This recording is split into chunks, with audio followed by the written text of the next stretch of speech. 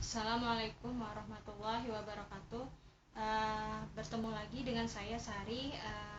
Kali ini kita akan membahas chapter 4 mengenai lapisan transport OSI. Jaringan data dan internet mendukung jaringan manusia sehingga memungkinkan manusia untuk saling berkomunikasi satu dengan yang lain.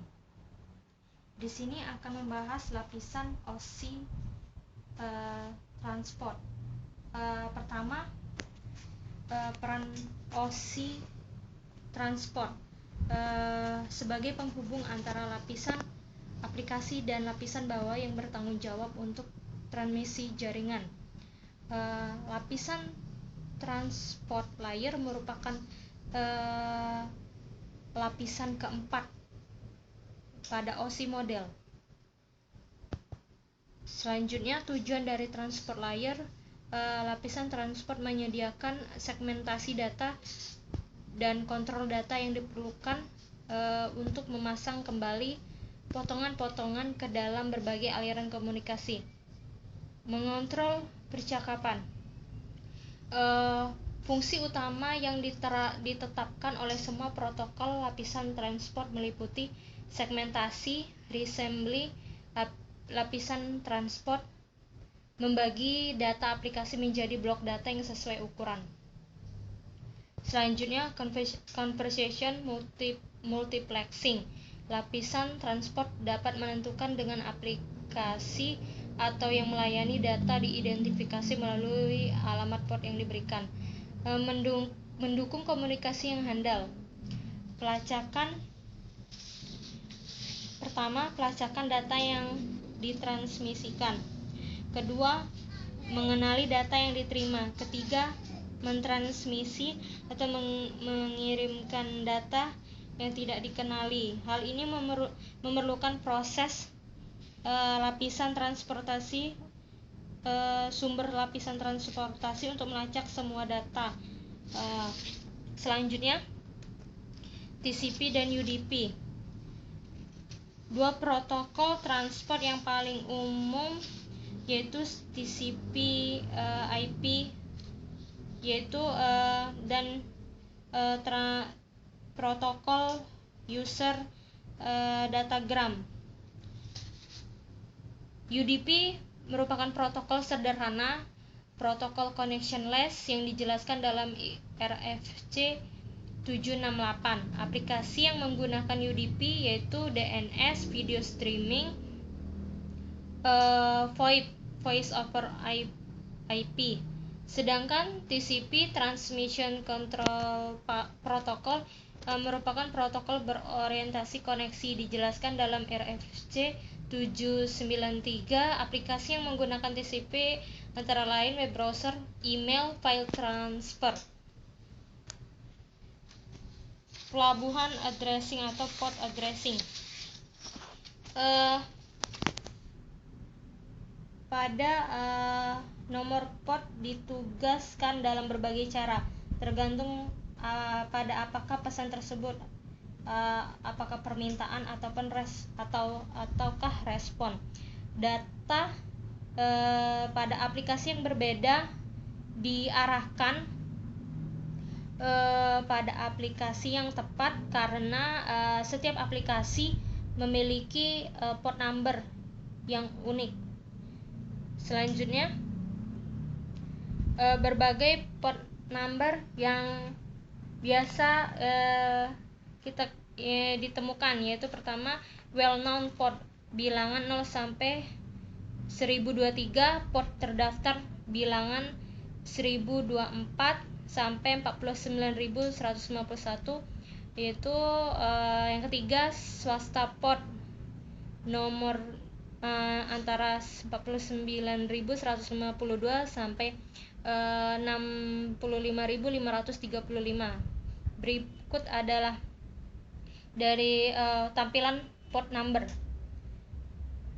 Selanjutnya, segmentasi dan reassembly, divide and conquer. Transport layer menentukan data masuk ke setiap pieces dan menambah header untuk untuk diantarkan melalui jaringan. UDP header menyediakan sumber dan pot tujuan, sedangkan TCP header menyediakan sumber dan pot tujuan, sequencing untuk order yang sama, acknowledge of receive segmen yang diterima, aliran, pengendalian aliran dan manajemen congestion. TCP membuat percakapan handal. Berikut adalah fill yang terdapat pada TCP header yang memungkinkan TCP menyediakan koneksi yang terorientasi, data yang komunikasi data yang bisa diandalkan. TCP server proses. Di sini terdapat port 60 yang menjadi sumber dan port tujuan adalah 49152. Sedangkan di sini terdapat port 25, sedangkan port tujuan adalah 51152. Merupakan server respon atau tanggapan server untuk setiap klien TCP yang menggunakan alamat port random sebagai port tujuan. Selanjutnya TCP connection, pembentukan dan pemutusan. Berikut adalah tampilan gambar dari pembentukan dan pemutusan koneksi pada sebuah TCP. Selanjutnya, TCP terdapat 3 langkah. Pertama, seorang klien mengirimkan segmen dengan SYN, Synchronized Sequence Number, flag set control, menunjukkan nilai awal dalam bidang nomor urutan pada header. Langkah kedua, server TCP perlu mengakui penerimaan dari segmen SYN dari klien untuk membangun sesi dari klien ke server. Langkah ketiga, TCP merespon segmen yang berisi ACK atau ACK yang menanggapi ke TCP SYN yang dikirim oleh server. Sesi TCP pemutusan. Berikut adalah proses dari sesi TCP pemutusan FIN. Sedangkan yang kedua adalah proses dari sesi pemutusan TCP ECK. Segmen TCP reassembly. Pada segmentasi yang berbeda bisa melewati jalur yang berbeda pula. Berikut adalah data yang ditentukan oleh segmen, sedangkan TCP mengatur ulang segmen yang dianggap sebagai order asli. TCP acknowledgement with windowing. Di sini terdapat source port atau port sumber port tujuan, sequence number, acknowledgement number, bermula dari 1 bit yang mengirim 10 bit, kemudian diterima oleh 10 bit dimulai dari 1 bit, diharapkan bit selanjutnya bit 11. TCP retransmisi. Berikut adalah proses dari TCP retransmisi, di mana router sebagai ESP1 dan di sini terdapat ESP2. Meminimalkan kerugian segmen. Ukuran jendela di header TCP menentukan jumlah data yang dapat dikirim. TCP dapat mengurangi ukuran jendela untuk mengharuskan diterima segmen harus diakui. UDP, low overhead versus keandalan.